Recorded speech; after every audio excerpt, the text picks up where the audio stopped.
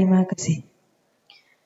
Sambutan yang kedua akan disampaikan oleh Dan Ramil Kecamatan Lakbok. Kepadanya disilahkan.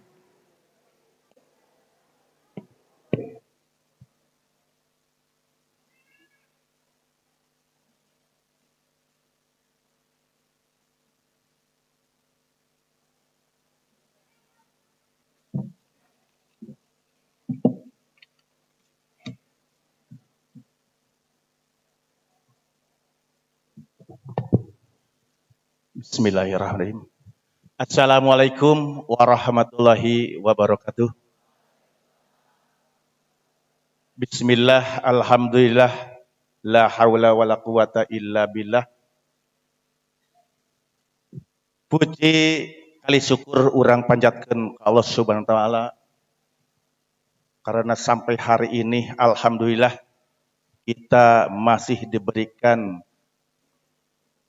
nikmat iman, nikmat Islam, nikmat sehat sehingga kita pada pagi hari yang cerah ini bisa berkumpul di kampus MTS 8 Ciamis yang begitu megah.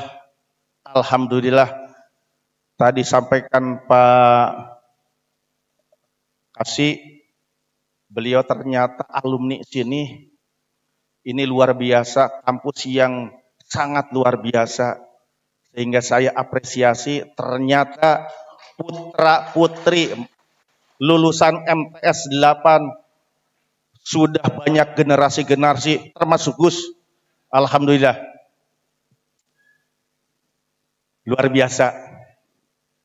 Salawat serta salam senantiasa tercurah limpahkan kepada baginda alam Habibana wa Nabiyana Muhammad sallallahu alaihi wasallam, kepada keluarganya, sahabatnya, termasuk kita yang masih taat kepada ajarannya. Mudah-mudahan kita senantiasa diberikan taufik saring hidayah, serta kita berharap menjadi dan diakui sebagai umatnya. Yang saya hormati Bapak Camat yang hari ini diwakili oleh Bapak Kasih. Permohonan maaf, Pak Camat tadi malam menyampaikan lewat WA bahwa beliau hari ini ada kegiatan saresehan di kabupaten, letaknya di Islamic Center. Kemudian beliau mewakilkan. Yang saya hormati Pak Kapolsek, alhamdulillah dari kemarin kita selalu ngikutin kegiatan sangat luar biasa. Rangkaian hari ulang tahun kemerdekaan begitu meriahnya.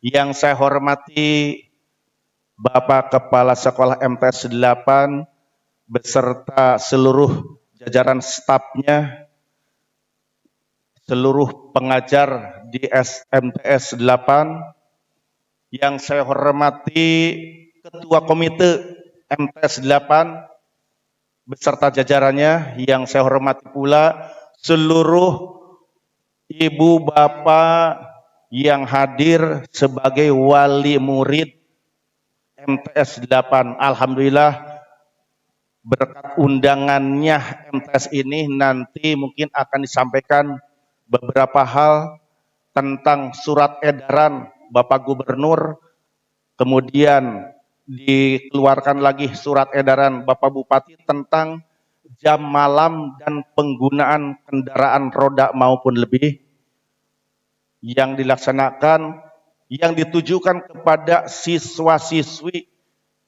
setingkat SD, sekolah dasar, termasuk setingkat SLTP sederajat.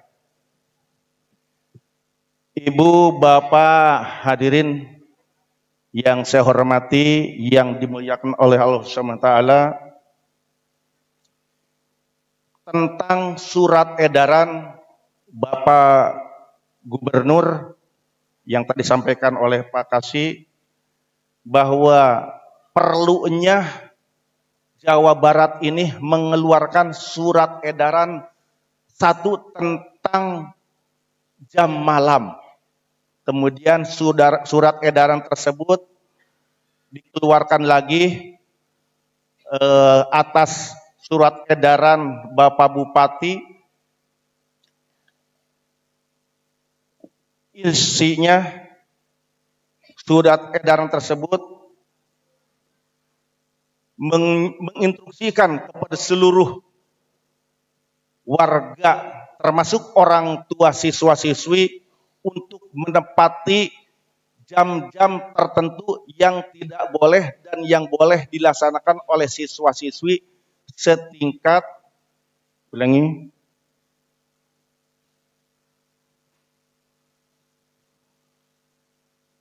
kebijakan Bupati Ciamis yang mengeluarkan kebijakan jam malam bagi pelajar yang tertuang dalam surat edaran Bupati nomor 1764 tahun 2005 tentang kebijakan bertujuan untuk melindungi pelajar dari pengaruh negatif di malam hari dan menciptakan generasi yang berkualitas.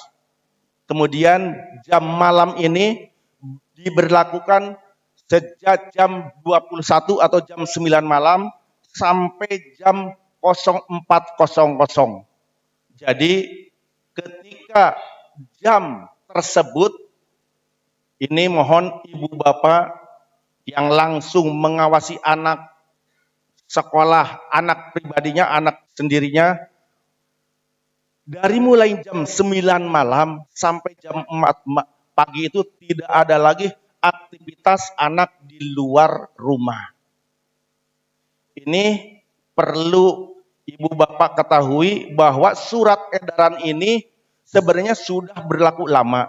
Cuman mungkin karena di sekolah ini baru kali ini disampaikan kepada ibu bapak, sebenarnya surat edaran ini sudah berlaku.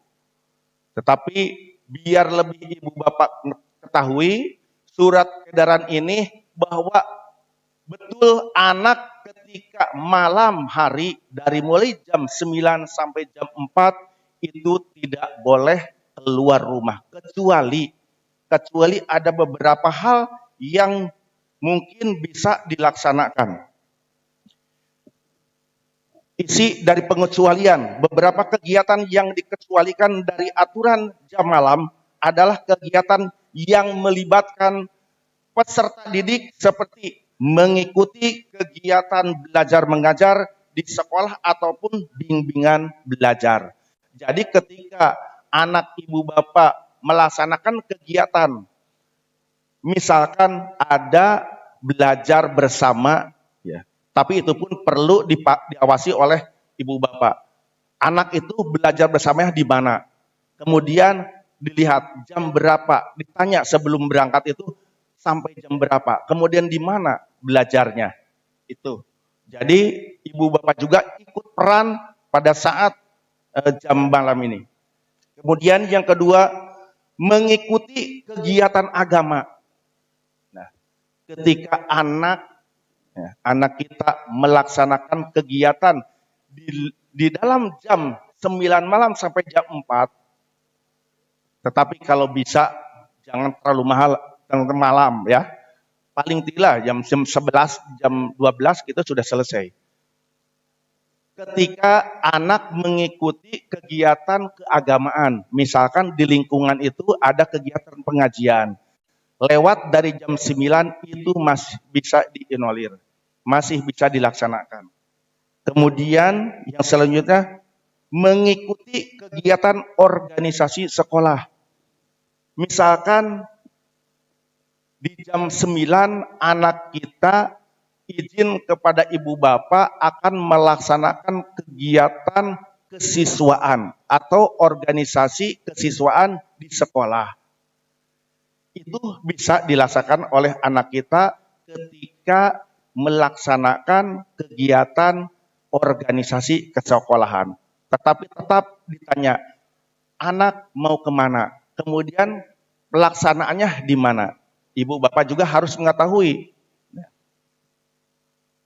Selanjutnya, mengikuti kegiatan ekstrakurikuler yang sudah terjadwal. Misalkan di sekolah ini ada kegiatan kepramukaan. Dari kepramukaan akan melaksanakan misalkan jam 9 sampai jam 10 malam. Itu pun bisa dilaksanakan oleh anak kita keluar dari rumah. Yang penting betul-betul tanyakan, betul tidak ada kegiatan di sekolah. Biar anak kita itu terarah bahwa betul anak kita itu akan melaksanakan ekstrakurikuler di sekolah ataupun di kampus sekolah. Yang selanjutnya, mengikuti kegiatan sosial atau kemanusiaan yang diselenggarakan oleh pemerintah atau lembaga resmi. Misalkan di luar jam sekolah, kemudian jam 9 ataupun jam 10 ada kegiatan kepemerintahan. Misalkan anak kita masuk di Karang Taruna. Karang Taruna akan melaksanakan koordinasi ataupun rapat di malam hari. Itu pun bisa dianulir, bisa mengikuti kegiatan tersebut. Kemudian yang selanjutnya, mengikuti kegiatan keluarga yang sifatnya mendesak dan tidak dapat ditunda. Misalkan kegiatan keluarga, kita ada kegiatan di dalam keluarga ini, misalkan ada hajatan ataupun misalkan pertemuan keluarga dilaksanakan di malam hari. Itu pun masih bisa dianulir, anak bisa ikut. Ya. Itu jelas pasti orang tua pun akan mengikuti karena acaranya acara keluarga. Tuh. Kemudian yang selanjutnya, dalam keadaan darurat ataupun sakit yang membutuhkan penanganan medis, itu bisa dilaksanakan ketika anak sakit ataupun ada keluarga yang sakit. Perlu anak kita ikut, itu masih dianulir. Itu barangkali sebenarnya ini Ibu, surat edaran ini sudah terbuka di halayak umum. Bisa Ibu Bapak melihat di edaran ini di Google ataupun di media sosial. Ini sudah tersebar.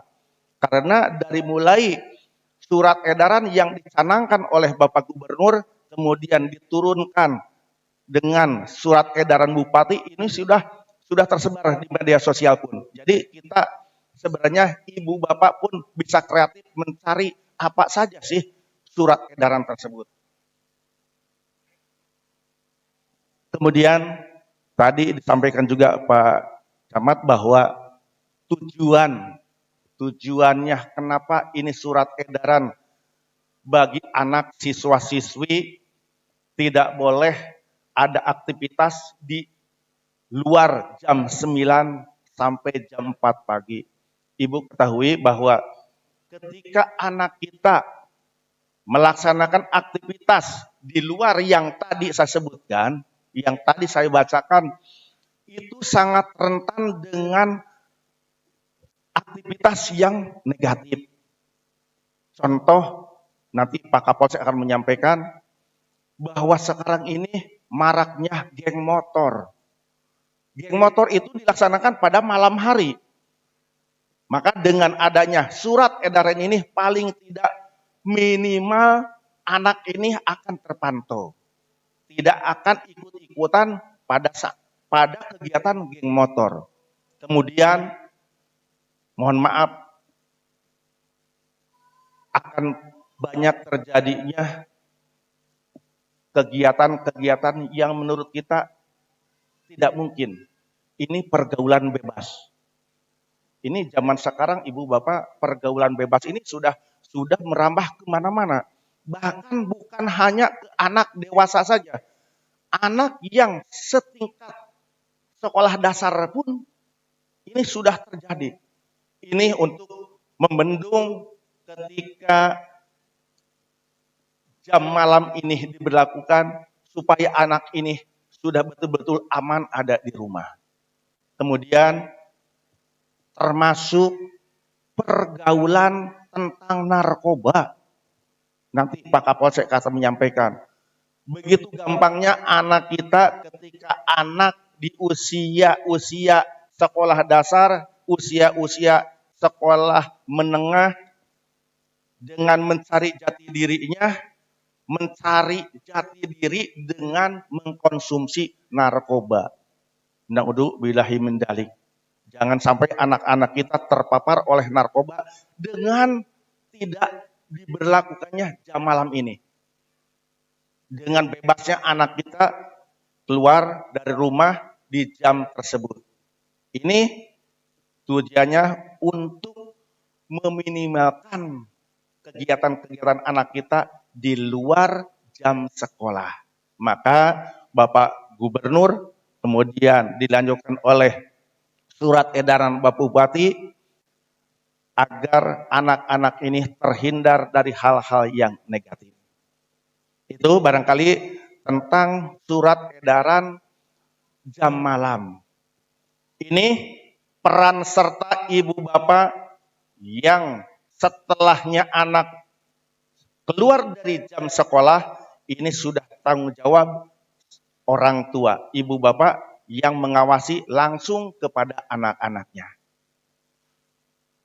Kemudian nanti akan disampaikan juga ke Pak Kapolsek lebih dominannya tentang surat edaran penggunaan kendaraan baik roda 2 maupun roda 4 bagi anak siswa sederajat SD dan sederajat SLTP. Termasuk anak kita ini MTS sederajatnya SLTP belum diperbolehkan menggunakan kendaraan ketika mau masuk sekolah ataupun di luar sekolah. Nanti undang-undang lalu lintas akan disampaikan Pak Kapolsek. Misalkan ada pertanyaan dari ibu bapak, kalau di Lakbo kan belum ada angkot ataupun angdes yang mengantarkan anak kita dari rumah ke sekolah. Betul, belum ada angkutan umum. Tetapi ibu bapak bisa mensiasati. Bagaimana caranya? Anak kita bisa sekolah tepat waktu, tetapi tidak menggunakan kendaraan sendiri. Bisa disiasati ketika rumahnya jauh, mungkin tidak terjangkau oleh waktu, monggo ibu bapak mengantar. Dan ini saya lihat setiap pagi banyak orang tua yang mengantar anak ke sekolah. Alhamdulillah, berarti ibu bapak walaupun surat edaran ini baru disosialisasikan sekarang, ibu bapak sebenarnya sudah tahu bagaimana perintah dari Bapak Gubernur, Bapak Bupati, larangan untuk anak menggunakan kendaraan ke sekolah. Tuh. Kenapa Bapak Bupati sampai menurunkan surat edaran Gubernur ke surat edaran Bupati? Ibu Bapak perlu diketahui bahwa yang menyumbang kematian di Kabupaten Ciamis kalau tidak salah sampai 20% Pak Kapolsek ya. 25. Tuh, bahkan 25% kematian di Kabupaten Ciamis disumbang oleh anak-anak yang produktif. Anak-anak produktif dari siswa setingkat sekolah dasar sampai SLTA. Coba bayangkan anak-anak sampai 25% penjumbang kematian dengan alasan laka lantas. Sungguh ngeri, Kabupaten Ciamis 25% meninggal gara-gara kecelakaan di jalan. Padahal kita ketahui bahwa anak kita yang merupakan kebanggaan kita ketika anak kecelakaan, mohon maaf kalau sampai meninggal ataupun sampai cacat seumur hidup, yang rencananya mungkin kita sudah di mindset anak akan menjadi apa, akan dididik sampai jenjang perguruan tinggi seperti apa. Ketika anak kita terjadi kecelakaan di jalan, kita sedih, kita yang akan merugi. Sebagai orang tua, generasi kita, harapan kita, celaka di jalan, kalaupun tidak meninggal sampai cacat seumur hidup, harapan anak kita seperti apa? Itu harapan Bapak Bupati, kenapa mengeluarkan surat edaran ini? Ini semata-mata untuk kebaikan kita semuanya. Lebih jauh lagi, generasi penerus, mudah-mudahan di 2045 Indonesia emas, inilah anak-anak kita yang akan meneruskan kita. Alhamdulillah, saya bersyukur kepada seluruh ibu bapak, patut berbangga dan saya apresiasi dengan memasukkan anak kita, putra-putri kita di sekolah MTS ini. Mungkin Gus lebih tahu bahwa zaman sekarang anak sudah luar biasa pergaulannya. Tetapi dengan masuknya MTS yang notabene keagamaannya lebih dari sekolah yang lain. Mohon maaf. Kita bersyukur, apresiasi saya bahwa ibu memasukkan anak-anak didik ke MTS 8 ini lebih bagus ketimbang sekolah yang lain. Saya apresiasi karena kenapa? Inilah sekolah, benteng anak-anak untuk menjaga moral anak kita. Karena di sekolah ini lebih dari sekolah yang lain. Kenapa? Ini mental, membentuk karakter, membentuk mental yang agamis. Ya. MTS kalau saya ketahui kan ini identik dengan agamanya.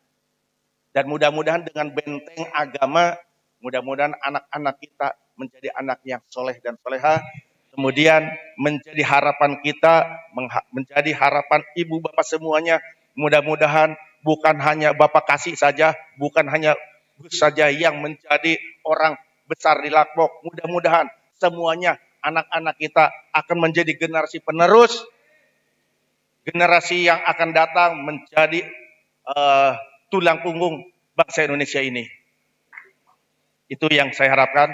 Mohon maaf apabila ada tutur kata yang salah.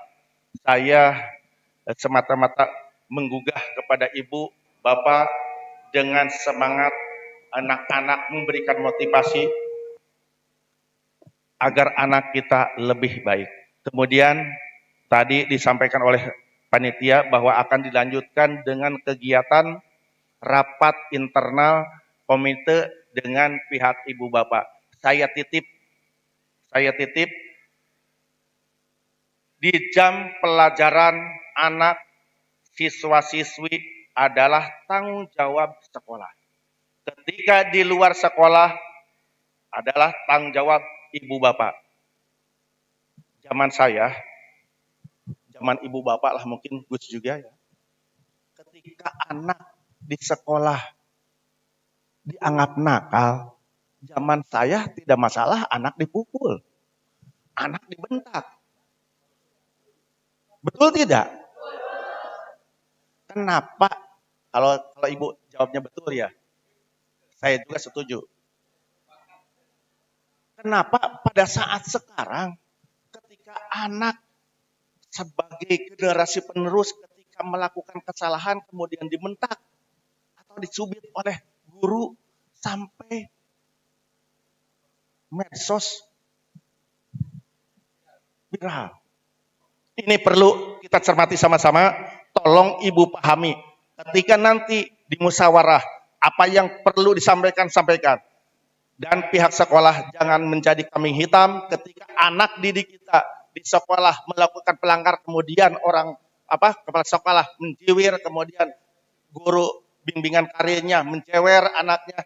Jangan sampai ibu bapak langsung datang ke Pak Kapolsek. Cukup di sini dulu. Di sini ada Pak Kapolsek, ada Danramil. Apa yang perlu disampaikan? Ya, tolong ini hanya tambahan saja. Kalau seandainya terima, ya mudah-mudahan terimalah. Jangan sampai ibu guru, bapak guru ketakutan dengan ibu bapak ketika anaknya dijewer kemudian dilaporkan ke Pak Kapolsek. Jangan seperti itu. Ya, ini perlu kita pemahaman bahwa sekolah mendidik anak siswa-siswi jam pelajaran adalah tanggung jawab sekolah. Ketika anak ada permasalahan di sekolah perlu diluruskan, berarti itu tanggung jawab guru. Ketika guru meluruskan, jangan sampai langsung ibu memvonis bahwa guru yang salah. Setuju nggak Bu? Ibu, setuju nggak kalau seandainya seperti itu? Saya harapkan setuju lah, karena bukan karena saya seperti dulu seperti itu. Mungkin Gus zaman dulu salah langsung dipukul sama penggaris. Tapi sekarang guru melakukan itu ketakutan Ibu. Nah, ini hanya tambahan saja intermezzo, mudah-mudahan intermezzo ini juga akan masuk pemikiran ke ibu bapak nanti ketika nanti habis ini akan dirapatkan harus seperti apa sih perbuatan dari pihak sekolah dan kewajibannya seperti apa. Kemudian hak dan kewajiban ibu juga kepada sekolah seperti apa ketika anaknya yang harus diluruskan, yang harus dijewer seperti apa keharusannya.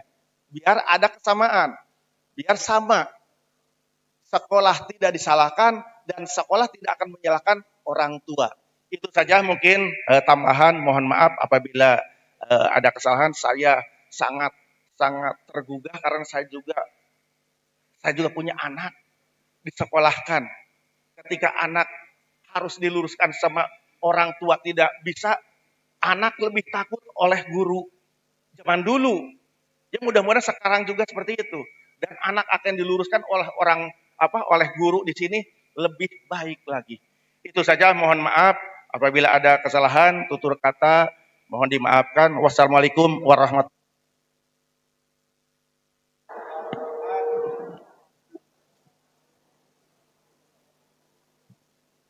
Kepadanya kami ucapkan terima kasih. Sambutan yang ketiga akan disampaikan oleh Kapolsek Kecamatan Lakbok.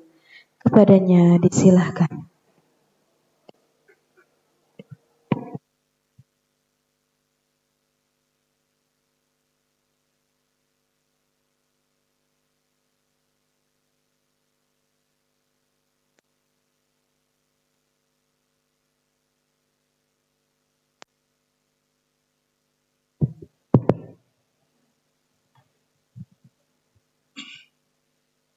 Bismillahirrahmanirrahim. Assalamualaikum warahmatullahi wabarakatuh. Alhamdulillahirabbil alamin. Allahumma sholli ala sayyidina Muhammad wa ala ali sayyidina Muhammad, amma ba'du. Yang terhormat Bapak Camat ataupun yang mewakili, juga yang terhormat Bapak Dan Ramil beserta Bapak Babinsa, yang terhormat pula Bapak Ketua MUI Kecamatan, yang saya hormati Bapak Kepala Sekolah Madrasah Sanawiyah Negeri 8, beserta seluruh jajaran Bapak dan Ibu guru, juga yang saya hormati Kepala Tata Usaha dan stafnya juga yang saya hormati, Ketua Komite beserta anggota juga yang saya hormati, Bapak dan Ibu wali murid, siswa-siswi MTS Negeri 8 dari kelas 7 sampai dengan kelas 9, juga yang saya hormati, serta adik-adik siswa-siswi atau anak-anakku sekalian yang saya cintai dan yang saya banggakan. Pertama-tama marilah kita memanjatkan puji syukur kehadirat Allah Subhanahu wa taala, yang mana pada kesempatan siang hari ini kita masih diberikan nikmat sehat sehingga kita bisa bersilaturahmi dalam rangka rapat koordinasi Komite SMP Negeri MTS Negeri 8 Lakbok. Salawat serta salam selalu kita limpah dan curahkan kepada junjungan kita Nabi Agung Nabi Muhammad Sallallahu Alaihi Wasallam, yang mudah-mudahan kita selaku umatnya nantinya selalu akan menantikan syafaat dari beliau. Amin ya rabbal alamin.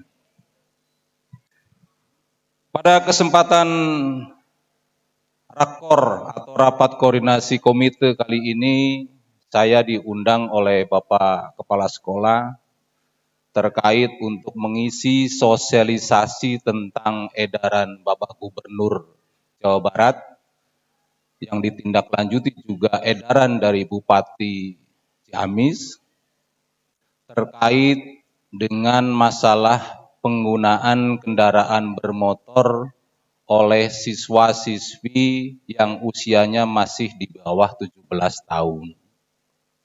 Juga mengacu kepada edaran gubernur tentang masalah jam malam, yang semuanya ketika kita simpulkan adalah semata-mata untuk menyelamatkan anak-anak kita, untuk melindungi anak-anak kita, untuk melindungi calon generasi penerus kita, untuk melindungi masa depan bangsa. Ini yang paling penting. Karena di dalam tanggung jawab pendidikan adalah merupakan suatu tanggung jawab pemerintah, tanggung jawab para guru, tanggung jawab wali murid, dan tanggung jawab masyarakat. Itu terkait dengan masalah pendidikan. Makanya di MTS Negeri 8 ini pasti dibuat adanya peraturan sekolah, di mana peraturan sekolah itu harus ditaati. Dan ketika tidak ditaati pasti akan diberikan sanksi. Nah, itu memang sudah seyogyanya begitu. Nah, tetapi tadi seperti disampaikan Pak Dan Ramil, ketika Pak Guru mau memberikan sanksi, ini menjadikan momok, ketakutan, fobia, dan sebagainya. Nanti saya bahaslah. Yang pertama dulu, ya, terkait dengan masalah peraturan yang tadi saya sampaikan tentang edaran Bupati tentang masalah penggunaan motor, sebenarnya ini adalah merujuk dengan Undang-Undang Nomor 22 Tahun 2009 tentang masalah aturan lalu lintas. Bahwa yang diperbolehkan menggunakan kendaraan bermotor adalah yang sudah memenuhi syarat dan sudah memiliki surat izin mengemudi. Sesuai dengan yang tercantum di dalam pasal 77, pasal 81, dan pasal 281 Undang-Undang Nomor 22 Tahun 2009. Nah, ini yang kita bahas. Bahwa sesuai dengan undang dan pasal yang tadi saya sebutkan itu, bahwa yang sudah memenuhi syarat mengendarai kendaraan bermotor adalah yang usianya sudah 17 tahun.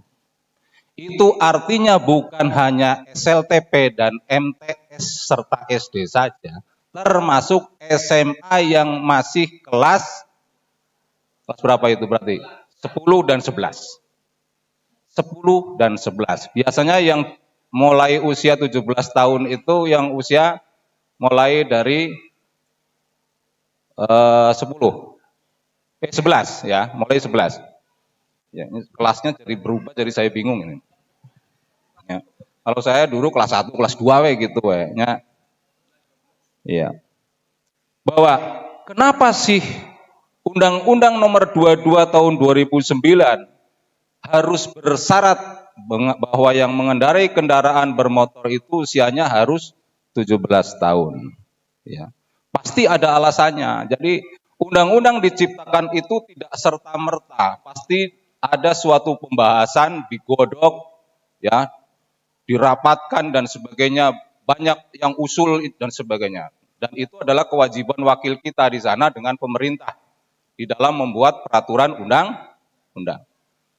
Cuman kadangkala yang menjadi yang dikorbankan itu ya saya. Ya, karena kami Polri ini adalah sebagai penegak undang-undang. Ketika kami melaksanakan dan menegakkan aturan perundangan tentang berlalu lintas, yang diomong polisinya. Polisinya wis tanggal tua berarti operasi golek duit. Nah, kalimat yang seperti itu di telinga saya itu sudah nggak asing berkali-kali. Bahkan saya sering ditegur oleh masyarakat ketika saya bawa motor, "Mas, berhenti dulu, ada operasi di depan." Balik katanya.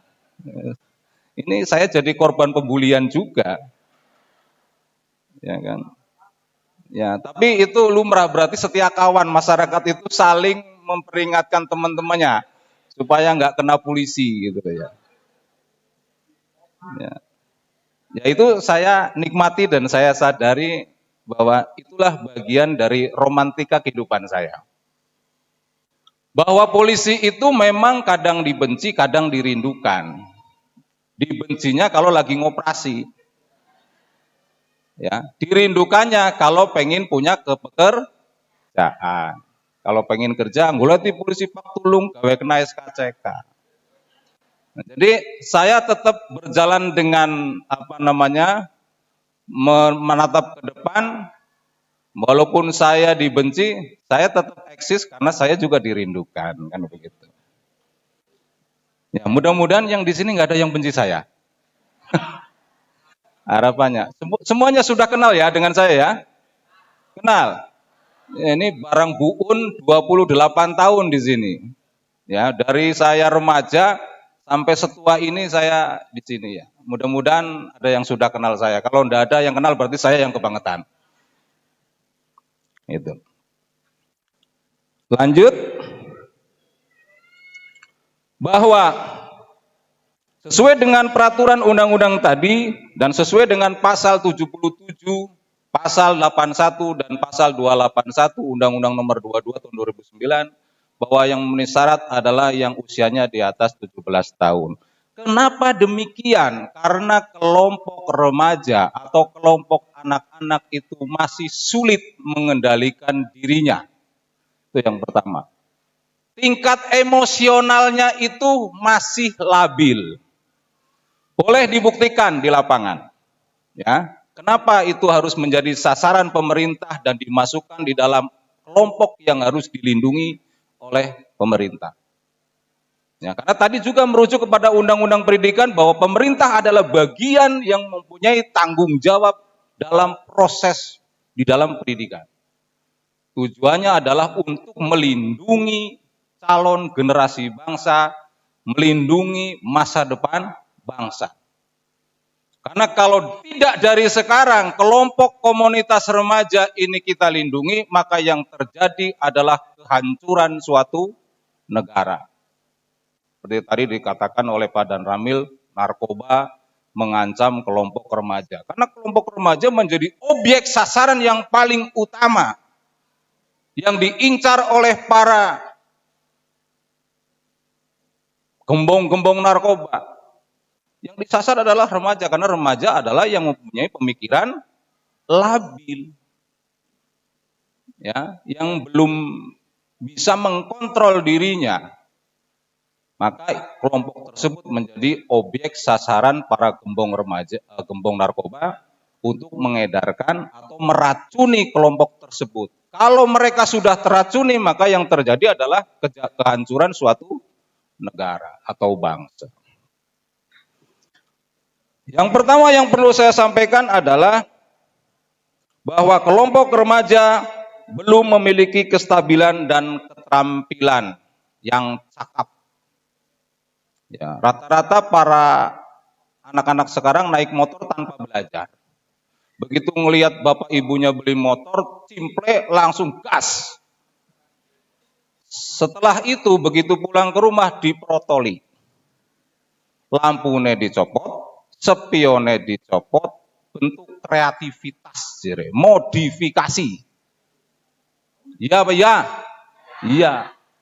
Itulah namanya juga kelompok remaja. Remaja itu penuh dengan coba-coba, penuh dengan kepenasaranan, ya, ingin menjajal ini, menjajal itu, yang sehingga kalau tidak kita pandu yang terjadi adalah salah sasaran.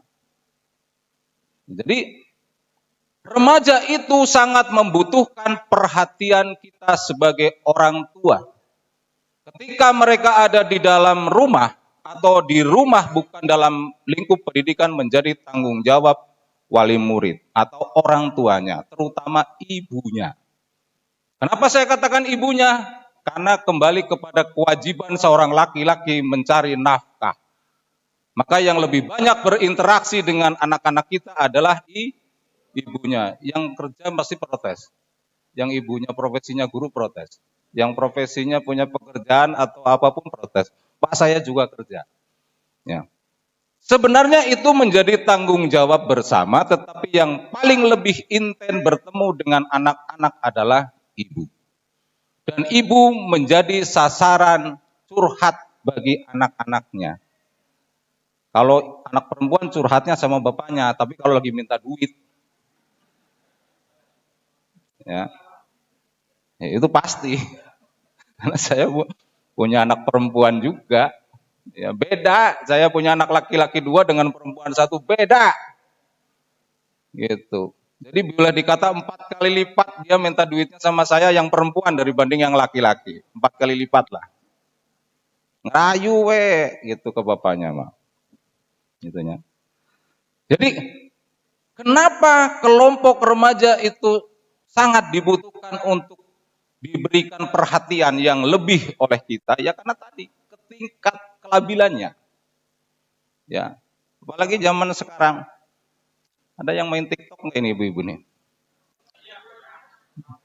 Ya kan bayar di TikTok na menang duit mah. Anu penting ulah kebablasan we. Modernisasi sekarang dengan meningkatnya teknologi yang sangat luar biasa, bahwa di sekitar kita banyak kamera, di sekitar tubuh kita banyak ilmu, banyak juga kesesatan yang ada di sana. Ya itu mau tidak mau kita harus bisa menyesuaikan diri. Bagaimana kita harus bersikap dengan kemajuan teknologi tersebut. Ya. Jangan lupa berikanlah pengawasan maksimal terhadap anak-anak kita. Jangan sampai karena kesibukan kita main HP, lupa dengan kewajiban kita membiarkan anak-anak asik dengan dirinya sendiri. Jangan dikira ketika anak kita itu diam di dalam rumah sendirian, tidak bersuara, tidak lagi ngapa-ngapain. Ya, maka tetap perlu perhatikan apa yang sedang dilakukan oleh anak-anak kita. Intinya jangan sampai meleng lah. Jangan karena kita sibuk main TikTok, kemudian anak kecemplung balong. Kejadian enggak? Ada. Gitu. Jadi itu karena kurangnya perhatian dan pengawasan. Ya. Anak masih kecil dibiarkan main sendiri, ya. Tiba-tiba taunya sudah ngambang di atas balong. Ini jangan sampai karena menikmati yang begitu khusyuk, menikmati HP ya, lupa dengan hal yang lain-lain. Bahkan kadang-kadang bapak pulang ke rumah, kumbahan, piring segala macam belara-belara. Gue alami nang aku maksudnya. Ya wis dinamet nyambut gawe tekan ngomah ora ana sarapan, ora apa malah. Piringnya sih kemurep kabeh. Ya, kemurepe nang aring ngisor cucian maning. Ya. Ya mudah-mudahan itu tidak terjadi sama Bapak dan Ibu sekalian. Ini bukan curhat. Yang kedua bahwa anak-anak kita yang masih remaja itu belum bisa mengontrol emosinya. Terbukti ketika mereka kita salib di jalan, yang terjadi mereka lebih ngebut. Ya, iya, wani-wanine nyelip bocah nom-noman. Mesti disalib maning. Ya, karena mereka merasa saya yang paling mampu. Tingkat pengendalian emosionalnya itu belum bisa maksimal. Sehingga mereka akan lebih mempercepat lagi kendaraan tersebut. Ya. Yang terjadi apa? Ya bahaya. Pernah ada kejadian di jembatan Sawitali. Itu anak SMP dengan anak SMP membawa kendaraan bermotor tanpa lampu, tanpa rem mungkin juga. Tanpa lampu, tanpa rem. Adu bagong. Udah. Ya karena nggak ada lampunya. Sama-sama gelap, dua-duanya gelap. Mati semua itu. Ya. Ya itu kenapa sampai seperti itu? Ya itu bentuk kreativitas anak-anak, pengen tampil beda, kendaraannya diprotolin semua. Tapi kebablasan, sampai remnya pun diprotolin, jadi gagah naik numpak motor orang goreng. Nah, makanya tolong diperhatikan betul, kalau memang anak-anak kita belajar bukan untuk mengendarai, silahkan, tapi tolong diperhatikan dan diberikan arahan oleh Bapak dan Ibu sekalian, bahwa fasilitas kelengkapan kendaraan bermotor itu sangatlah penting. Karena pabrik motor menciptakan motor dengan sarana dan prasarana yang ada di rangkaian kendaraan itu, semuanya ada fungsinya. Bahwa di situ ada spion, tujuannya untuk mengontrol di belakang kita ada pengendara atau tidak. Bahwa di situ ada lampu sebagai wadah penerangan kita untuk melihat ke depan. Bahwa di situ ada rem ketika ada logat dan sebagainya, kita harus ngerem dan sebagainya. Semuanya ada fungsinya. Jadi jangan diakal-akalin lagi. Bannya sudah standar diganti ban kecil. Pelek besar diganti pelek kecil. Ini yang terjadi. Itulah anak. Jadi kenakalan kita, masa kecil kita dengan anak-anak sekarang itu berbeda. Kalau anak-anak kita paling, kalau zaman kita paling mecahin kaca tetangga, main panggal. Itu kenakalan kita, tapi kenakalan anak sekarang berbeda. Ya. Kemudian belum memiliki pengalaman yang cukup di dalam mengendarai kendaraan bermotor. Bagaimana dia mempunyai pengalaman ketika dia naik motor aja tidak pernah belajar, main cimple, main langsung hajar, kan gitu ya. Jadi saya kira tidak ada anak-anak kita gitu dibelikan motor, Pak, ajarin saya naik motor. Jarang sekali. Yang terjadi adalah dia main langsung loncat, langsung dia naikin. Jadi itu yang berkaitan dengan masalah berkendara. Kenapa itu menjadi bentuk perhatian daripada Bapak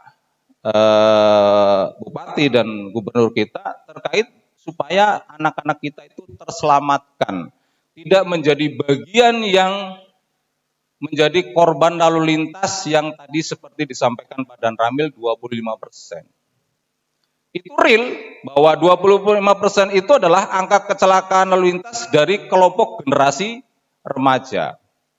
Ya. Boleh kita lihat di Lakbok terutama. Saya sebenarnya merasa gagal menjadi Kapolsek Lakbok di sini. Kenapa saya katakan saya merasa gagal? Karena setiap saya berpapasan dengan orang yang bawa motor, bukan hanya remaja ini saya yang katakan ini, bukan hanya remaja. Semua, nggak ada yang pakai helm. Gitu ya.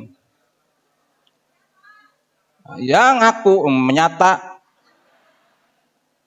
Jangankan ke pasar, ke kantor polisi bikin SKCK juga gak pakai helm. Wis genah ya macane nang kono, ora peduli wong Lakbok, polisi Lakbok bek. Arep dikerasi jeret diomong kebangetan. Di jorna bae engko kecelakaan sirahe lecet nyong sing disalahna. Iya, padahal sebenarnya penggunaan helm itu jangan karena ada aturan. Jangan dipaksa merasa di situ ada aturan lalu lintas yang harus menggunakan helm. Jangan. Mestinya itu tumbuh di dalam diri sendiri bahwa menggunakan helm untuk keselamatan diri saya pada saat mengendarai kendaraan bermotor. Itu yang paling penting. Ketika melakukan sesuatu pekerjaan bukan karena suatu aturan, tetapi karena keinginan diri sendiri, maka enjoy makanya. Jadi bahkan ketika kita mau pakai motor nggak pakai helm, rasanya ini kok nggak nyaman gitu loh. Balik lagi ngambil motor. Tapi enggak, di Lakbok itu 99,9%. Iya. Fakta. Ya men, wong nang Lakbok mau orang ada polisi lalu lintas. Saya kalau strong point pagi-pagi itu ngatur lalu lintas, dan ngenes jan rasane. Mau saya tindak mucu-muncu, mengonotrok pak perek, jabang baji. Alasannya klise, ya, dan itu sudah biasa. Tapi maksud saya, Mbok Yao tumbuh dari diri sendiri bahwa kebutuhan helm untuk menyelamatkan diri situ adalah hal yang sangat penting. Ya, dimulai dari sekarang. Tidak ada kata terlambat. Yang penting untuk kebaikan kita semua. Kebaikan kita sendiri. Ya. Ya. Jadi kalau saya sampaikan pada kesempatan hari ini bukan semata-mata saya pengen ibu itu taat terhadap apa yang saya sampaikan, tapi semata-mata tumbuh di dalam diri saya bagaimana cara menyelamatkan anak-anak kita supaya mereka bisa tumbuh menjadi dewasa dan menjadi manusia yang bermanfaat bagi dirinya, manfaat bagi keluarganya, manfaat bagi bangsa dan negara serta agama. Itu yang paling penting.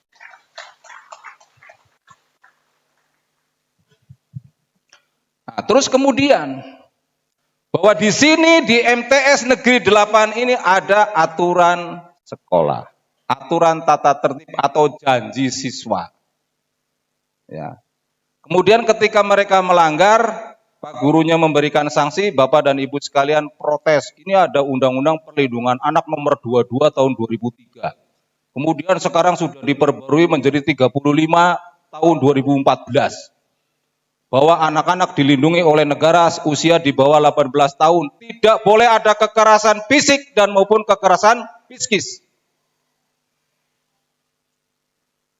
Tapi yang terjadi adalah kebablasan. Memaknai daripada Undang-Undang Perlindungan Anak itu kebablasan. Tujuan pemerintah membuat Undang-Undang Perlindungan Anak adalah yang tadi saya sampaikan. Melindungi generasi penerus untuk masa depan bangsa. Itu tujuan undang-undang. Saya selalu diajak sharing oleh Bapak dan Ibu guru, terutama ngomong tentang masalah itu. Pak, saya harus bagaimana? Saya mau nyelentik salah. Ngomai jere kekerasan psikis. Dibiarkan anak meraja lela. Apalagi kalau sampai ditempeleng. Jangan sampai. Jadi ada cara bagaimana cara memberikan sanksi kepada anak kita tapi tidak melanggar peraturan perlindungan anak. Ya. Suruh Pancasila ping 1 kan lumayan. Sampai ngelotok. Undang-Undang Dasar ping 10 lumayan. Ya kan? Jadi jangan sampai memberikan hukuman yang sekiranya tercatat di dalam pasal 80 Undang-Undang Perlindungan Anak nomor 35 2014. Bahwa di sana kita tidak diperbolehkan melakukan tindakan kekerasan fisik dan psikis terhadap anak yang di bawah usia 18 tahun. Apalagi sampai ada kekerasan seks. Terjadi ora? Rata-rata para pelanggar Undang-Undang Perlindungan Anak terhadap anak di bawah umur kekerasan seksual adalah usia 50 tahun ke atas. Termasuk saya berarti kayak tobat. Waktu mudanya aman-aman saja, sampai selesai pensiun, terus kemudian malah dilalai banyak interaksi dengan anak-anak, nyeleneh. Ya mungkin orang tua itu kurang perhatian kali kayaknya. Sehingga minta diperhatikan oleh anak-anak. Dan ini untuk Kecamatan Lakbok, saya sampaikan supaya Bapak dan Ibu sekalian hati-hati terhadap anak kita, terutama yang perempuan. Awasi betul. Jangan dikira kalau dia main sama bapak-bapak atau kakek-kakek terus aman. Jangan begitu. Betul-betul perhatikan. Soalnya anak-anak itu mudah. 3.000, 5.000, 10.000. Kalau bolak-balik diwai duit, lulut. Hati-hati. Modus operandi para anak-anak kita yang perempuan menjadi korban perlindungan anak atau kekerasan seksual itu gara-gara dikasih uang. Mulane disangoni yang gerunga, jadi menurut disangoni wong liya. Ya. Intinya berikan perhatian yang lebih terhadap anak-anak kita. Karena ini perlu saya sampaikan bahwa kenakalan suatu remaja akan muncul didasari oleh dua faktor. Ya. Kenakalan remaja akan muncul didasari oleh dua faktor. Yang pertama adalah faktor internal. Faktor internal adalah dari dalam dirinya sendiri. Bagaimana dia bisa tumbuh menjadi manusia yang kuat, menjadi manusia yang dibentengi oleh pendidikan agama, dibentengi oleh moralitas yang tinggi, maka insya Allah aman. Jadi tujuan Bapak dan Ibu sekalian menyekolahkan di MTS Negeri 8 ini sudah tepat kalau merujuk kepada faktor internal. Karena di MTS ini ada pendidikan agama yang mungkin lebih dibandingkan dengan sekolah yang lain. Tepuk tangan. Ya, apresiasi para sekolah. Ya. Jadi faktor internal itu bisa ditumbuhkan dari sejak dini kita menyekolahkan anak-anak kita yang di mana lembaga pendidikan tersebut ada pendidikan agama dan pendidikan moralitas yang tinggi.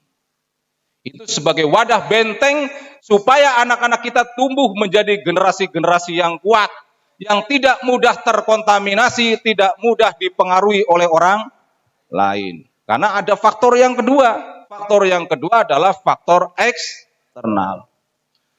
Faktor eksternal yang pertama adalah bagaimana kita menciptakan rumah tangga kita menjadi keluarga yang harmoni, menjadi keluarga yang bersahaja, menjadi keluarga yang bisa menjadi tuntunan dan panutan anak-anak kita, dan tidak menjadi keluarga yang penuh dengan suatu suasana yang durder, piring pada mabur, gelas pada pecah. Alami ora? Ngalamilah. Padu ya balang na piringe.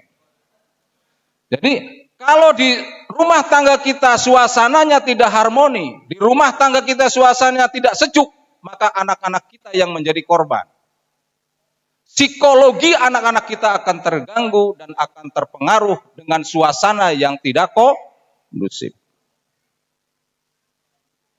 Dengan sendirinya itu kita ngajarin kekerasan.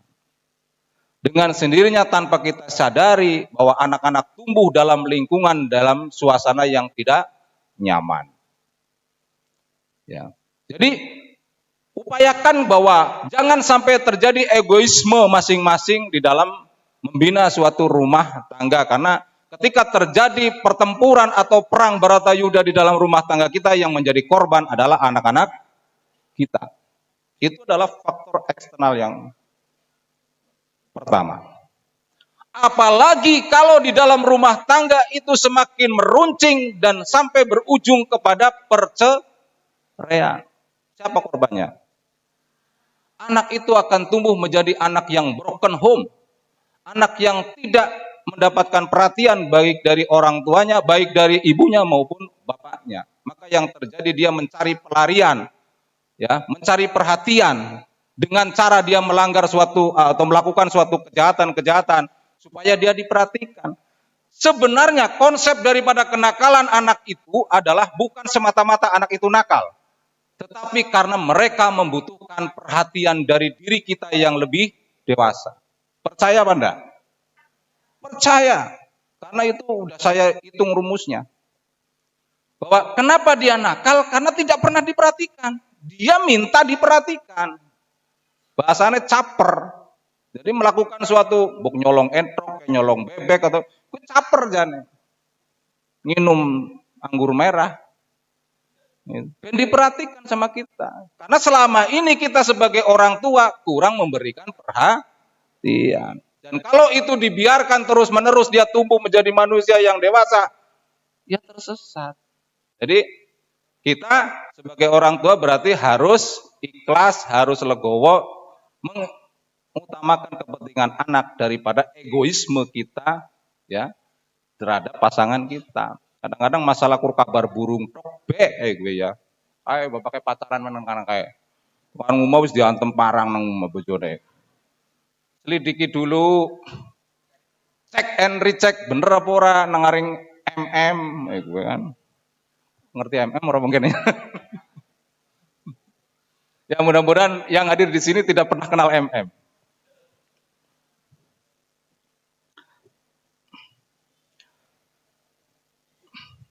Bahwa peraturan tadi yang saya katakan, pakai faktor eksternal. Faktor eksternal yang selanjutnya adalah di mana lingkungan kita tinggal.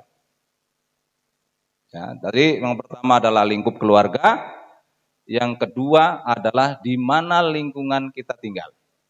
Apakah lingkungan kita tinggal, kita punya rumah adalah di situ lingkungan terminal, lingkungan stasiun kayak saya gitu ya. Terus lingkungan tempat begitu, bisa diterjemahkan sendiri ya tempat begitu ya. Ya, tempat begitu. Dan itu sangat dominan mempengaruhi tumbuhnya anak-anak kita apakah terkontaminasi atau tidak. Ya. Tetapi yakinlah ketika faktor yang pertama tadi dikuatkan, maka jangan risau dengan faktor-faktor yang selanjutnya. Jadi mantak yang paling utama adalah faktor internalnya itu harus kuat. Karena faktor eksternalnya banyak. Di mana dia tinggal suasananya, apakah di situ banyak kegiatan agama ataupun kegiatan-kegiatan yang sekiranya menjurus kepada kesesatan atau tidak. Terus kemudian dengan siapa dia bergaul dan di mana dia bermain. Ibu suka tahu anaknya pergi kalau malam kemana dengan siapa? Kelalen, ora takon malah. Nah ini, dari sekarang kita harus peka. Harus peka terhadap anak-anak kita. Ketika anak kita pulang sekolah terus kemudian bermain, tanyakan, mau main kemana? Sama siapa? Terus tujuannya apa? Jadi jangan sampai los begitu saja, bahkan ketika tidur di rumah temannya pun tidak tahu pulangnya besoknya. Terjadi? Terjadi. Yang paling mengkhawatirkan adalah ketika anak perempuan kita tidak pulang, tiba-tiba pulang sudah bawa teman di dalam kandungan. Nah, ini berbahaya sekali. Ya, nauzubillah. Ya. Hal ini bisa saja terjadi manakala kita memang tidak pernah memberikan perhatian yang lebih kepada anak-anak kita. Ya. Dan bahkan mungkin ada yang dibawa lari kemana. Gara-gara kenalan di Facebook, gara-gara kenalan di media sosial, tiba-tiba anak kita pergi dari rumah, nggak pamit lagi. Ya itu kenapa? Karena kurangnya komunikasi antara kita dengan anak. Ya. Kurangnya interaksi. Ya, makanya dari sekarang jalin silaturahmi, jalin suatu komunikasi yang intens terhadap anak-anak kita supaya kita tahu apa yang dikeluhkan oleh anak-anak kita. Ya. Apakah dia kesulitan di dalam mengikuti pendidikan di sini? Apakah ada temannya yang membuli dan sebagainya? Berikan komunikasi, berikan kesempatan dia untuk bisa curhat terhadap diri kita. Supaya kita bisa menemukan bola panasnya dan kemudian kita bisa mengkomunikasikan dengan pihak sekolah supaya permasalahan yang dirasakan oleh anak-anak kita bisa segera terselesaikan sehingga anak-anak itu nantinya bisa mengikuti segala rangkaian pendidikan yang ada di sini dengan baik. Itu.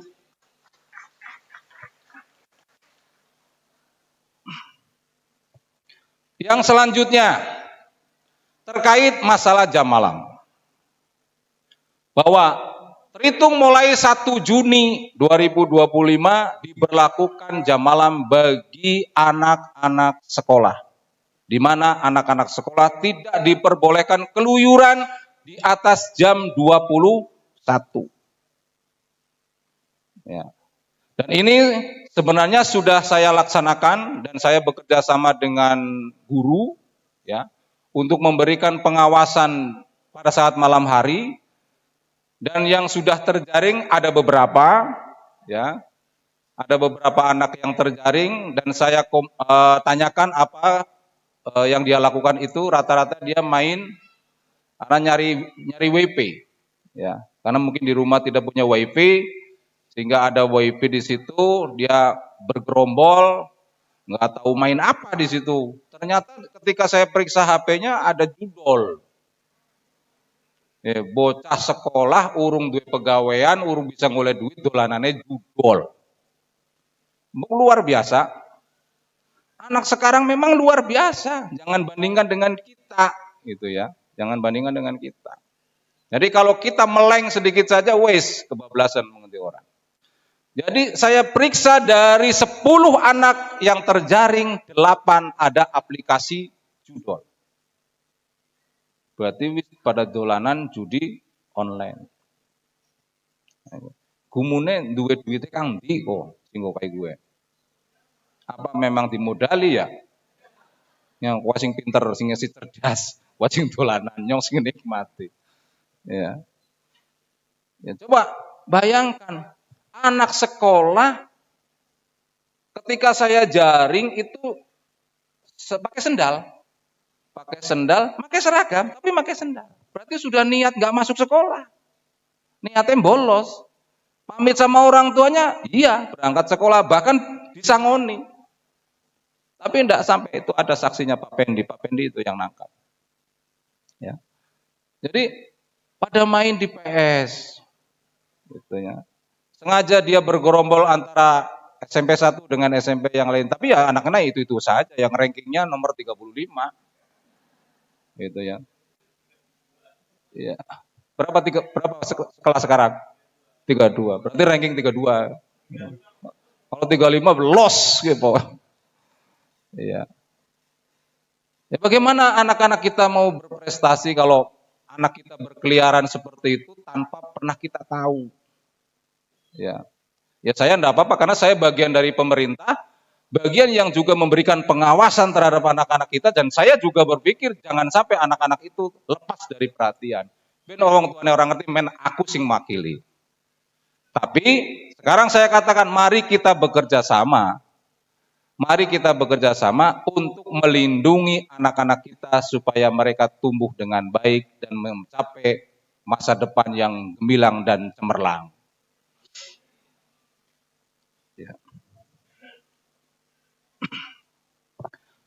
Bahwa jam malam sudah saya laksanakan dengan SMP 1 waktu itu.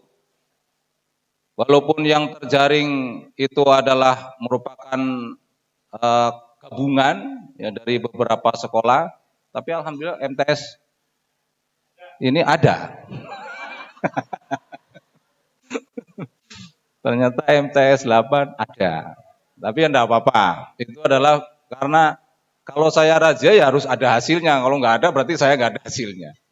Setidaknya apa yang saya sampaikan itu sampai kepada mereka. Supaya mereka itu ya menjadikan suatu orientasi dan kemudian bisa disampaikan sama teman-temannya, weh polisi siki bengi-bengi keluyuran gula tidawek kayak gue. Ya. Saya tidak akan melakukan suatu tindakan-tindakan yang sekiranya represif terhadap anak-anak. Karena yang saya kedepankan di dalam memimpin di Polsek Lapok ini adalah tindakan preventif dan preventif. Karena sekalipun anak-anak kita melakukan kejahatan tindak pidana sesuai dengan Perpol nomor 8 tahun 2021, bahwa ada penyelesaian perkara melalui jalur restoratif justice. Artinya bahwa ada suatu perkara pidana bisa diselesaikan melalui jalur musyawarah. Tidak harus sampai di pengadilan.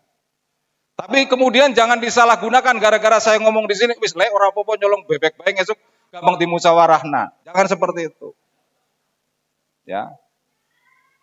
Bahwa restoratif justice ini hanya berlaku satu kali. Ketika anak kita pernah melakukan suatu kejahatan yang melanggar tindak pidana terus kemudian diselesaikan melalui jalur restoratif justice atau RJ, maka itu hanya satu kali. Ketika besoknya melakukan lagi tidak berlaku. Ya, maka jangan kemudian saya sosialisasi tentang masalah Perpol nomor 8 tahun 2001 ini, terus kemudian, tenang, polisi bisa dimusyawarahkan ini. Ya dari dulu sebenarnya bisa dimusyawarahkan. Yang penting asalkan semua pihak bisa menyepakati. Karena prinsip saya juga, penyelesaian yang paling bisa saya terima adalah ketika diterima oleh semua pihak. Daripada saya paksakan harus sampai ke pengadilan, ujung-ujungnya dia tidak jerah malah makin pinter. Karena tidak semua orang yang diberikan sanksi hukuman itu kemudian berpikir secara jernih, menyadari kesalahannya, tapi malah dia berpikir untuk tambah lebih pintar. Nah, ini tergantung, karena niat untuk tobat itu kan di sini. Ya, ada di dalam hati. Bukan karena paksaan orang lain. Ketika itu belum mau selesai ya terus. Walaupun bahwa undang-undang diciptakan itu untuk membuat jera kepada para pelaku yang melanggar undang-undang tersebut. Tapi kenyataan di lapangan itu tidak dijamin 100%, maka dibuatlah undang-undang atau Perpol nomor 8 tahun 2001 ini. Ya. Bahkan saya pernah Ada suatu pengalaman, nggak tahu orangnya ada apa nggak di sini. Saya pernah menangkap perjudian, tapi tidak saya berikan sanksi, tapi dia udah ketakutannya minta ampun. Nggak tahu orangnya ada nggak di sini? Mudah-mudahan tidak ada. Jadi lagi main, ya lagi judi di pos kamling, tapi tidak saya amankan, tapi saya foto. Tapi sebelum saya foto, kartu sama uangnya dipinggirkan terlebih dahulu. Tolong dipinggirkan. Kamu foto. Nah, ketika saya foto, tak tinggalkan pergi. Lanjutkan, saya bilang. Dia bingung kata-kata lanjutkan seperti apa gitu kan. Dia ngejar saya, ya kemudian Pak damai aja lah. Saya dibilang tahun 1945 tanggal 17 Agustus Indonesia itu sudah merdeka, sudah damai. Jadi ngapain minta damai kata saya kan gitu kan. Bawa duit 6 juta untuk diserahkan ke saya. Saya bilang duit itu untuk apa? Untuk menyelesaikan masalahnya. Tadi foto yang Bapak foto tolong dihapus katanya. Dan saya bilang saya tidak akan menghapus foto ini karena foto ini sudah sampai ke Polda Jabar. Tapi saya kasih judul masyarakat sedang melaksanakan aktivitas giat siskamling. Tangan. Hikmahnya apa? Sampai hari ini orang-orang tersebut tidak pernah main judi lagi. Katanya malu. Nek duit tetampa mesti judi maning ya suka. Asli nah. Itu. Ya itu. Jadi ternyata setelah saya pikirkan bahwa memberikan dampak jera kepada sesuatu orang yang melakukan suatu kejahatan atau pelanggaran pidana itu tidak selamanya harus diberikan sanksi. Tapi ada kalanya hanya cukup diberikan perhatian secara preemptif, dia menyadari dan merasa betul sampai dalam sanubarinya, aku izin kayak gitu, ketemu maning misalnya melakukan maning ketemu lagi. Nah itu betul-betul dan sampai sekarang tidak pernah saya temukan dia bermain seperti itu lagi. Tapi mohon maaf, ini kayaknya ada kelamaan saya ngobrolnya. Masih lanjut apa selesai? Lanjut nanti ketua komite nggak kebagian. Ya, saya simpulkan saja. Ya, saya simpulkan bahwa terkait tentang masalah perlindungan anak kita komitmen saja.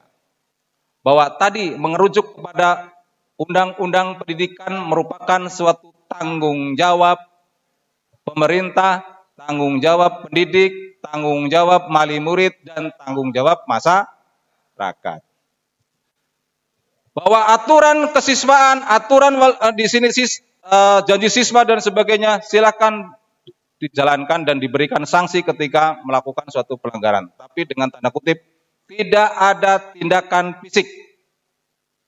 Ya, tidak ada tindakan fisik atau misalnya tangan kita jangan sampai menyentuh. Baik itu mencubit, menjewer, ya, dan sebagainya. Karena apa? Karena kasih sayang seorang ibu biasanya lebih peka. Saya aja nggak pernah nyubit, masa bapak cubit anak saya, kan begitu? Biasanya begitu. Saya pernah ngalami sampai sujud-sujud saya itu. Saya ngalami itu. Ya, saya waktu anak juga termasuk anak nakal itu kan. Nempeleng anak orang saya mau dilaporkan polisi. Ya. Ya, jadi kita sepakat bahwa suatu peraturan harus ditegakkan. Ya, karena buat apa sih dibuat peraturan kalau tidak ada sanksi? Ngapain itu dibuat tata tertib? Ya. Ngapain dibuatkan undang-undang kalau kita seolah-olah selalu disalahkan, tidak boleh ditegakkan. Makanya yang penting pasal 80 Undang-Undang Perlindungan Anak nomor 35 tahun 2014 silakan dipedomani. Ya, jangan sampai kita melakukan tindakan itu. Nah, kalau kita memberikan sanksi Pancasila berdiri di depan, saya kira itu mendidik. Karena jangan sampai anak-anak kita yang nakal dibiarkan begitu saja, yang terjadi makin merajalela. Terus kemudian yang di rumah juga sama. Ketika anak-anak kita nakal kita nggak pernah tahu. Ya, makanya mari kita berkolaborasi bagaimana cara kita memberikan pengawasan dan pendidikan kepada anak-anak kita supaya anak-anak kita tumbuh menjadi manusia-manusia yang berguna bagi nusa dan bangsa serta agama. Amin. Saya kira itu yang bisa saya sampaikan pada pertemuan hari ini. Mohon maaf atas segala kekurangan saya karena saya manusia biasa, kadang-kadang saya suka geloyan, suka keluar kata-kata yang mungkin tidak berkenan di hati perasaan Bapak dan Ibu sekalian, mohon dimaafkan. Assalamualaikum warahmatullahi wabarakatuh.